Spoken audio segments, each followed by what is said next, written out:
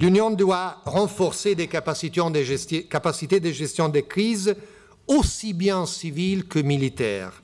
L'approche militaire-civile est le label de l'attitude européenne et de l'identité européenne en matière de sécurité, et dont l'Union commettrait en erreur si elle se limitait à agir uniquement en tant que puissance civile, en laissant par exemple à l'OTAN la tâche exclusive ou presque exclusive ou dominante d'assurer ce qu'on appelle en anglais « hard security ».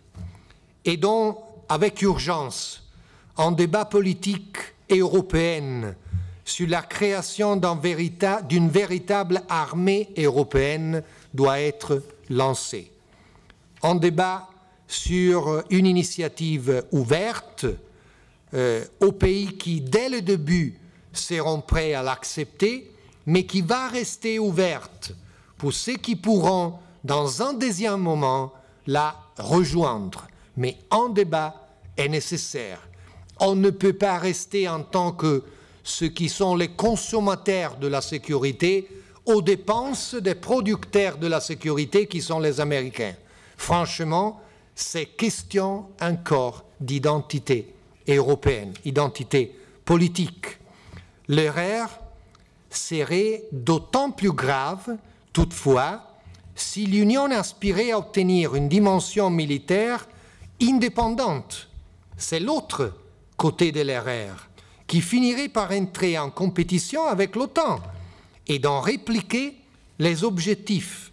Et donc, l'autre aspect qui m'amène à dire qu'en vue d'un véritable saut de qualité dans cette partie de l'identité qui est la sécurité et défense européenne, il faut surmonter les obstacles qui ne cessent d'entraver la pleine coopération entre l'OTAN et l'Union européenne.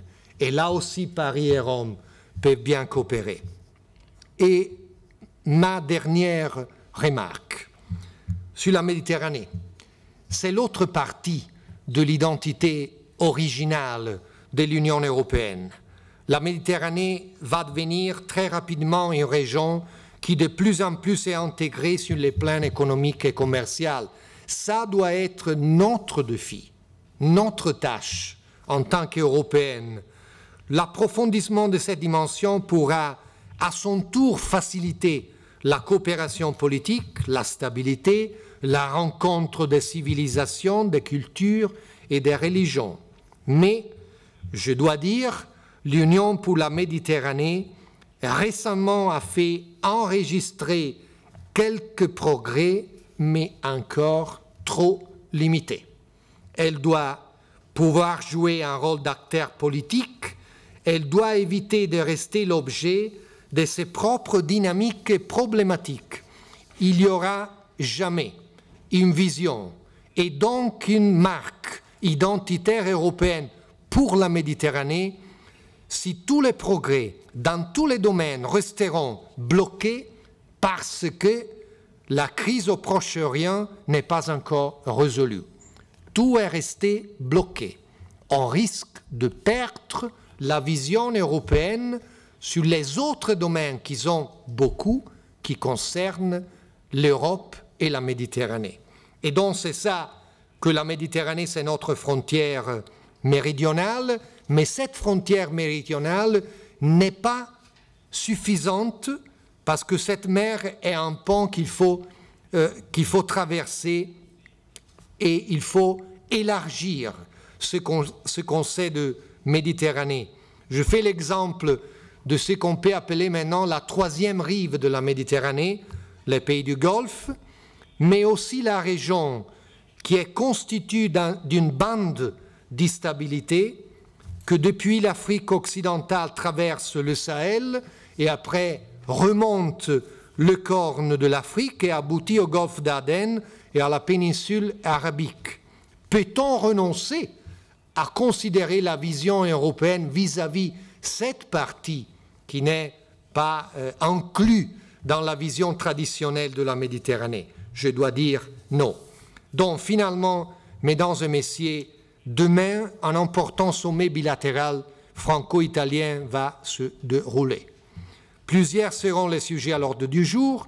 Ce sommet va réaffirmer le rôle central de la coopération bilatérale pour la sécurité européenne dans les sens plus larges qui se reflètent dans les volets de notre collaboration, que ce soit la stabilité économique ou financière, la nouvelle architecture de sécurité pour les continents, l'engagement pour l'immigration ou encore la sécurité énergétique.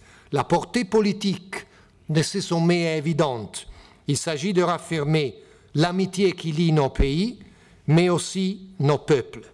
Ce partenariat constitue une marque, un témoignage du principe de solidarité européenne qui est à la base de notre identité et qu'il nous faut peut-être redécouvrir aujourd'hui. Je vous remercie.